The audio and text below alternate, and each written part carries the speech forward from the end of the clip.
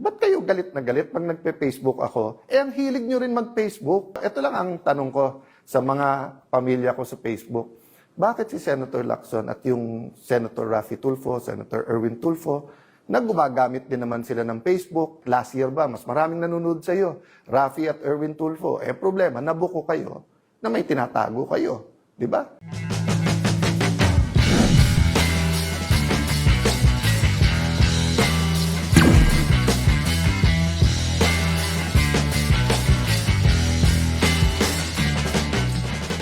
Bakit ba kayo galit na galit? Yan ang tanong ni Senator Alan Peter Cayetano sa mga bumabatikos sa kanyang mga pag-Facebook Live. Giit pa niya, salitan ang ilan sa mga senador sa anyay pang-iinis sa kanya. Sinabi niya yan matapos umabsent sa special session at mag-anunsyo si Senate President Win Gatchalian na tapos na ang drama sa Senado. Sa frontline ng balitang yan, si Mayan Los Baños. Tapos na ang Senate Flix. Back to work na tayo.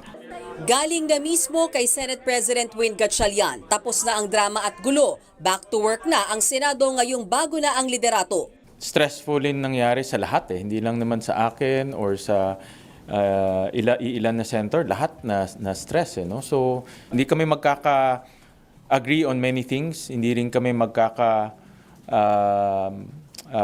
we will not have the same position on many things. Pero ang position namin is certain na lahat kami gusto namin magtrabaho na. Biglang ang napainom ng tubig si SP dahil kagagaling lang daw niya sa gym. Sorry, galing ako gym eh. Yeah, nauhaw na uhaw ako. Hindi ako nakainom. Para mawala yung stress. Pero kahit back to work, hindi raw siya binati nang pinalitan niyang si dating Senate President Alan Peter Cayetano. Pero ayaw na raw niyang bigyan ng kulay yan. Kanina, si Senator Cayetano na absent at walang paramdam sa special session ay pinatawag mismo ni Pangulong Bongbong Marcos, nag-Facebook Live habang may logo ng Senado sa likod niya. So, wag na tayo maglokohan. Yung kahapon, kasi may 13 na kayo, at gusto nyong palitan ang Senate President kasi gusto nyo tuloy-tuloy na yung impeachment at ang gusto nyo, grupo nyo ang magdikta ng tempo through the presiding officer. Dito rin siya naglabas ng sama ng loob sa pampuputakte sa kanyang pag-Facebook Live. Ba't kayo galit na galit pag nagpe-Facebook ako? Ang hilig nyo rin mag-Facebook. Buwelta pa nga niya ang ilan din namang mga senador nag-Facebook din. Ito lang ang tanong ko sa mga pamilya ko sa Facebook.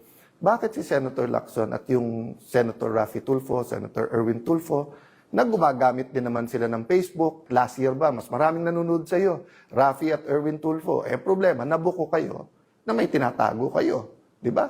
Pero hindi dyan natapos si Cayetano. Pinalagan din niya ang pahayag ni Senator Ping Lacson na nasa 700 million pesos di umano ang nasayang sa liderato ni Cayetano sa nagdaang 28 araw. Dahil daw yan sa mga nangyaring gulo, pagtakas si Senator Bato de la Rosa habang nasa ilalim ng Senate Protective Custody, mga sesyon na hindi natuloy dahil sa pamboboykot ng ilang senador at pagsasagawa ng unauthorized committee hearings. Inayuna naman yan ni Senate President Gatchalian. Well, kinumpute namin ang budget ng Senado per day is about 24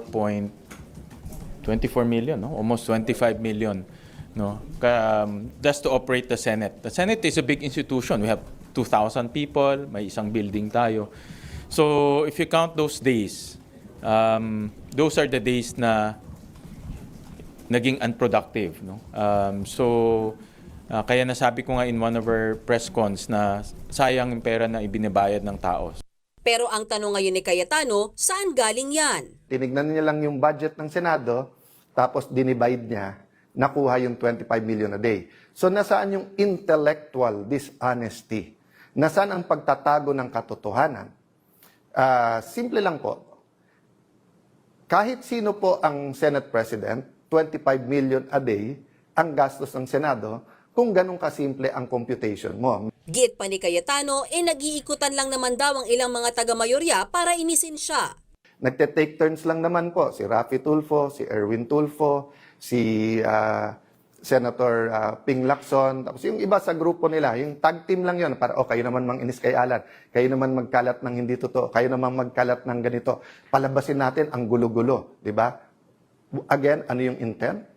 Para hindi malaman ang buong katotohanan. Yung Si Cayetano ang tumatayong Senate Minority Leader sa liderato ni Senate President Quinn Gatchalian. No-show siya matapos ang mahabang Facebook post na alam na niyang papalitan siya bilang Senate President. Absent din ang kanyang mga kasamahan noong nagbotohan ng bagong Senate President, maliban na lang sa nag-over the backward na si Senator Joel Villanueva. Pero dumalo ang ilan sa kanila sa plenary session ng Commission Appointments at sa hapong special session. Sa kabila niyan, 3 chairmanship ang binigay sa minority bloc. Si Senator Bongo, chairman ng Committee on Sports and Youth. Nabigyan din ng magkapatid na Villar. Si Senator Mark, kahawakan ng Committee on Banks, Financial Institutions, Currencies, habang Committee on Government Corporations and Public Enterprises naman kay Senator Camille Villar. Kaya naman ang tanungin si SP Gatchalian kung posibleng may lumipat mula sa minority to majority, sagot niya, I cannot preempt rin kung ano yung kanilang magiging decision. But one thing for sure, sa mga nakausap ko, even in the minority, they want to go back to work. No? And si Senator Camille Villar, isa siya sa mga gusto nang to buckle down to work. Ang aming layunin ay magtrabaho to put the Senate back on track in terms of working on important bills. Sa majority bloc naman hahawakan ni Senator Kiko Pangilinan ang Committee on Constitutional Amendments and Revision of Codes, Agriculture, Food and Agrarian Reform, Justice and Human Rights. Siya rin ang automatic na miyembro ng Judicial and Bar Council. Si Senate President Pro Tempore Tito Sotto naman ang maunguna sa Komite ng National Defense and Security, Peace, Unification and Reconciliation at Ethics and Privileges. Health and Demography, Women, Children, Family Relations, and Gender Equality naman ang hawak ni Senator Risa Hontiveros. Si Senator Bam Aquino naman ang Trade, Basic Education, and Science and Technology. Committees on Finance and Local Government naman ang pangungunahan ni Senator G.V. Ejercito. Si Senator Ping Lacson naman ang hawak sa Ways and Means Committee, habang si Senator Raffy Tulfo ang Chairman ng Committee on Public Services and Migrant Workers. Games and Amusements Committee naman kay Senator Lito Lapid, habang ang lumipat na si Senator Villanueva ang hawak sa Higher Education at Labor Committees. Ang makapangyarihan namang Blue Ribbon Committee na siyang nag-iimbestiga ng flood control scandal, nananatiling hawak ni Senator Erwin Tulfo. Yan ay kahit pa una nang sinabi ni Cayetano na ibigay ang kumiting ito sa kanila, pero hindi ganyan ang Senate rules. Vice Chair ng komite si Senator Ping Lacson na una nang naging chairperson nito, kaya naman si Cayetano may mensahe kay Lacson. Gusto mo, tumahimik muna ako, meditate, pray, ikaw din. Pero Senator Lacson, napakahaba ng iyong career. Nakilala ka bilang nag-expose, nakilala ka na sinusundan mo yung ebidensya. Pero ngayon, bakit? Panay comment mo na lang sa mga witnesses, pero ayaw mong humarap sila sa committee. Wala pang tugon dyan si Senator Lacson. Nagbabalita mula sa Frontline, Mean Los Baños, News 5.